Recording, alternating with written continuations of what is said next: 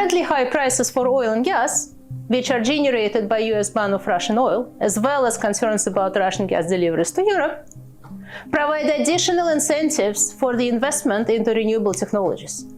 And that may also speed up the green transition.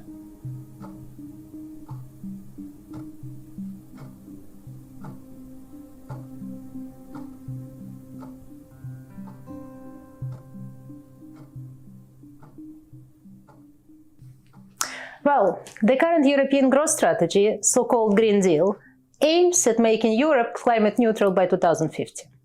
An intermediate commitment is to cut emissions by at least 55% of 1990 level by 2030. This plan includes gradual phasing out of fossil fuels such as coal, oil, and gas.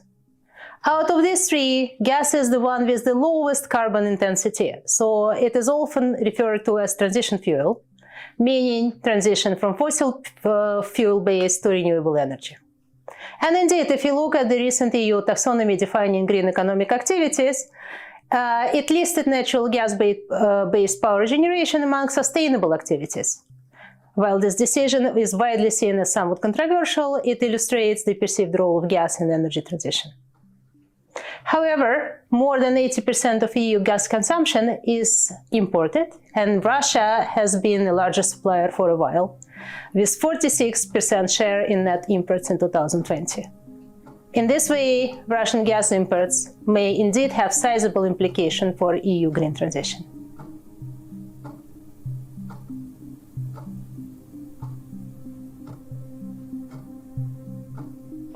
Well, that's exactly what we would like to discuss today. Obviously, potential reduction or even a complete halt of Russian gas imports to the EU, which is currently widely discussed, would affect the feasibility of natural gas as a transitional fuel for the EU. A number of reliable sources, such as, for example, Rystad Energy or Oxford Institute of Energy Studies or International Energy Agency, assessed the possibility of replacing Russian gas imports by gas from alternative pipeline suppliers such as Norway or Algeria, or by LNG or liquefied natural gas.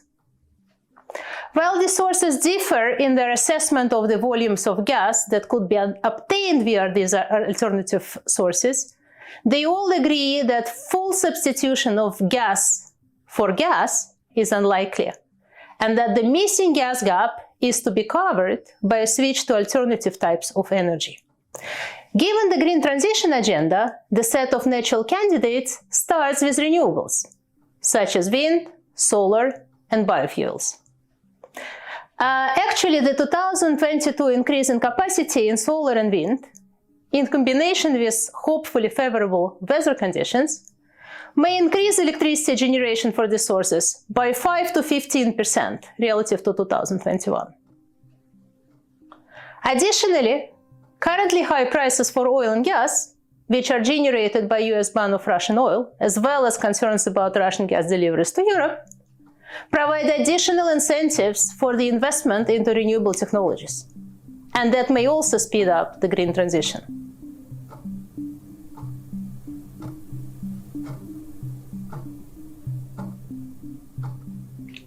The current situation also offers an opportunity to push for development of renewable hydrogen.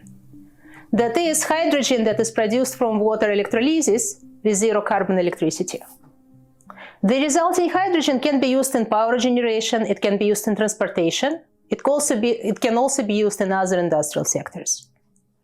So far, its adoption has been challenged by relatively high costs of production and limitations on infrastructure. However, currently high energy prices make investment into green hydrogen much more competitive.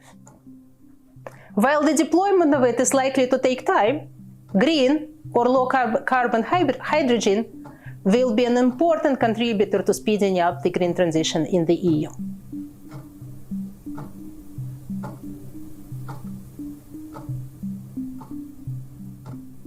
High energy prices and potential shortages of gas also provide incentives to increase the use of other energy sources, such as nuclear power or coal. Moreover, the projected increase in the use of intermittent wind and solar energy that we have just talked about would require even more reliance on coal and nuclear as a backup technology. While nuclear is relatively green, it does not generate much CO2 emissions. In fact, it was also mentioned as a sustainable activity in the EU taxonomy.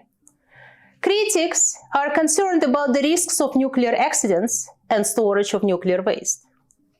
Coal, on the other hand, is the most environmentally dirty fossil fuel, so an increase in its use is likely to lead to higher greenhouse gas emissions and a delay in green transition.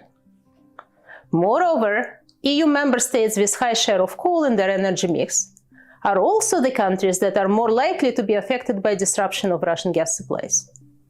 This may create a disparity within the EU in terms of the speed of green transition and further deepen the environmental divide between Eastern and Western Europe.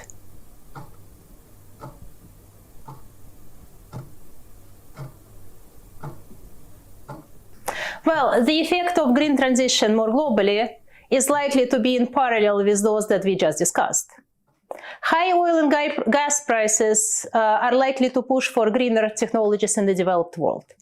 At the same time, they're likely to incentivize higher use of coal and more emissions in developing countries.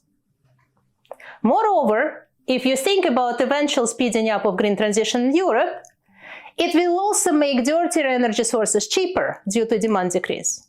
And this, again, would increase the use of the sources in poorer parts of the world. That means that in order to minimize the disparities, Western countries would need to facilitate coordination and support implementation of the global climate agenda by their developing counterparts.